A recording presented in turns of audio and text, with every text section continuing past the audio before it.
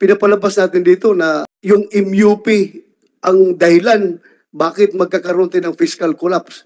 Let's not do misrepresentations here. Let's not paint a very grim picture para mapapasama yung ating mga military and uniform personnel. I'm not accusing you of propaganda against the MUP, ha? Kasi parang nakikita ko, sobra naman ito. Marami na ang lumalabas sa amin dahil natakot na sila sa MUP pension na pinag-uusapan natin ngayon.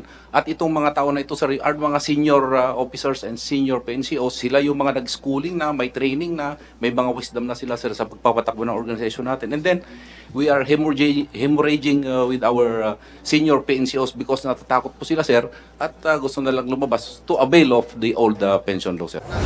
In fact, ako, kung medyo nakita kong medyo disadvantageous sir yung kwan, baka mag-optional na sir ako.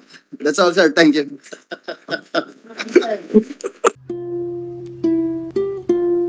May nakita po kami na mayroong 65% ng increase ng mga nag-optional na, sir, from our ranks. 65 since 2018, sir. Ibig sabihin, sir, marami na ang lumalabas sa amin dahil natakot na sila sa MUP pension na pinag-uusapan natin ngayon. At itong mga tao na ito, sir, are mga senior officers and senior PNCOs. Sila yung mga nag-schooling na, may training na, may mga wisdom na sila, sir, sa pagpapatakbo ng organization natin. And then, we are hemorrhaging with our senior PNCOs because natatakot po sila, sir, at gusto na lang lumabas to avail of the old pension law, sir. That is what is happening. So if you pass this law, you are expecting a higher percentage. Yes, of those Your Honor. going to seek optional retirement. Yes, Your Honor. And we have here the director of PRBS to because they have the data. That also applies to the AFP, not only the PNP. Sir, good morning. I am Police Brigadier General Nino de Pedrobaya, the Director of the PNP Retirement Benefits Administration Service. Secretariat, if can you show the statistics? I would say, sir, that we have a very revealing data as regards to the PNP personnel who availed optional retirement, sir. From 2018 to 2022, there were a total of 18,000 who retired. Out of these Optional retirement. Hindi, sir. Retired, sir, both compulsory and retirement. Out of that, Retirable because of age. yes, sir. Both, sir. Out of these 18,000, sir, 12,000 availed the optional retirement, sir. What? Yes, sir. 12,000, sir. That's That's 60%. 65%, sir.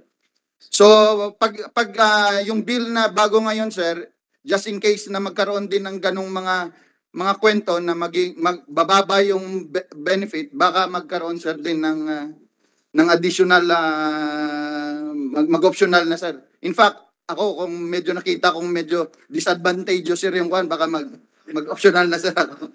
That's all, sir. Thank you.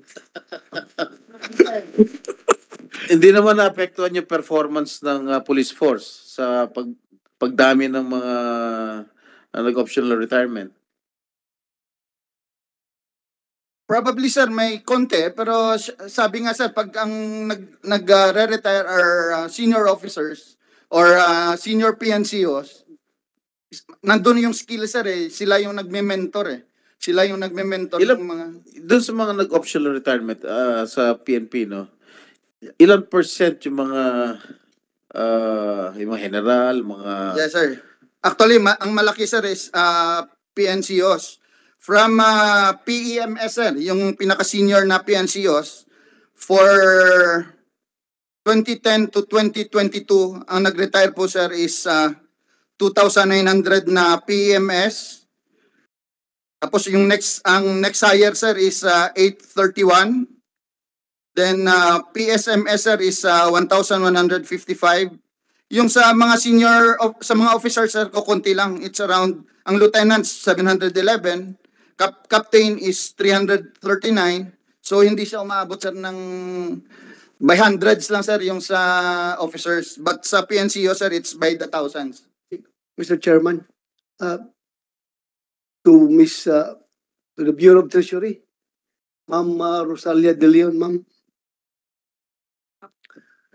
Yung present mo kanina na yung where are we now? Pwede bang paki-plus uli yun? Yung presentation ng Treasury? We are trying to paint a very grim scenario here na talagang kasalanan na ng MUP na ganito kalaki yung please, I'm not accusing you of propaganda against the MUP, ha? Kasi parang nakikita ko, sobra naman ito. GDP, 50% of the GDP goes to the, parang kinakain lang ng mga MUP. I cannot, please enlighten us para magkakaroon tayo ng, yung, makuha natin yung true picture. Kasi, if you want to, it's very difficult to compare apples and tomatoes. Yes, sir. Bali po, sir, yung 9.3 trillion po is the estimate. Bali po kung magre-retire po lahat ng naka-enroll natin sa military noong 2019, ito po yung budget na kakailanganin ng gobyerno para bayaran yung retirement nila. Yung pong slide na to is just for the purpose of showing kung gaano kalaki yung 9.3 trillion. Sa next slide po, para sa pension. Doon muna tayo. Huwag muna tayo magpunta sa ibang one. Yan lang. Paki-explain Yes, sir. Yeah. Ang purpose po ng slide na to ay ipakita kung gaano kalaki yung 9.6 trillion sa total budget. Kasi yun po ay... You mean to say in 1 year, 9.7 trillion ang no, sir. allocated? No, sir. That's Unfunded? No, sir. No, sir. That's not the annual allocation po for pension. That's the... Kaya nga, tinatanong ko yung coverage. Sige nga, bigyan ako. Kasi mahirap yung i-compare mo itong isang year lang na GDP, tapos i-compare mo doon sa unfunded na since time immemorial. So, there's no point of comparison. Ito nga, I want to reconcile the fact that itong MUP, the current MUP pension system, will result to fiscal collapse kapag hindi ito naayos. Kasi, take for example, the 2023 national budget. Nakalagay dito, ang nakalaan for MUP is only, sa pension gratuity pension gratuity fund, vis-a-vis the national budget, only 3% of the national budget goes to the MUP. So, ibig sabihin, this 3% can bring the whole, madama yung 97% na budget ng Pilipinas because of this 3%. It will cause fiscal collapse. Yung 3% na ito, madadama yung buong 100% of the national budget. Parang ganun ba? Ganun nga pagka... Ganun na analogy. Forgive me. I am not an economic manager. I don't know how to do economics. I don't know how to do finance. All I do is to fight the enemies of the state. Yun lang po ang alam ko. Lumaban at magpakamatay para sa bansang ito. Kaya pinaubaya namin sa inyo yung paghanap ng pundo para naman forget me. It's not all about me. Senador na ako, kayang-kaya ko buhayin yung sarili ko. Pero yung makasamahan ko ngayon na hirap bumili ng pag-maintenance ng kanilang diabetes, paghirap-hirap bumili ng panggamot sa kanilang daily existence, ay yun ang dapat tingnan natin, bigyan natin ng pansin. Mahirap kasi pag ganun, para bang pinapalabas natin dito na yung MUP ang dahilan bakit magkakaroon tayo ng fiscal collapse. Intindihan ko po ang concerns ng ating mga finance managers. Galing rin po ako sa executive noon. Talaga nababahala yung DOF, budget, nababahala sila pag kulang yung pondo. Pag nagkakaroon po ng problema na po sa pondo, sila po ang parating inaatasan ng presidente, maghanap ng pondo, saan kukunin ito. Intindihan ko po ang trabaho ng ating finance managers. We all want to address the ballooning pension requirement and prevent a looming budget disaster.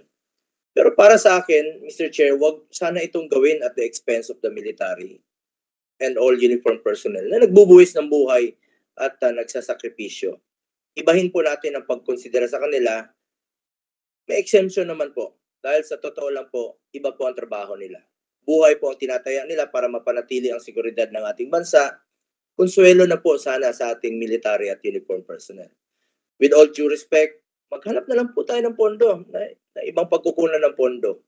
Kaysa galawin natin ang natatanggap ng active service at obligahin sila na magbayad ng mandatory contributions o ibahin ang pension na matatanggap nila. Wag naman po sana.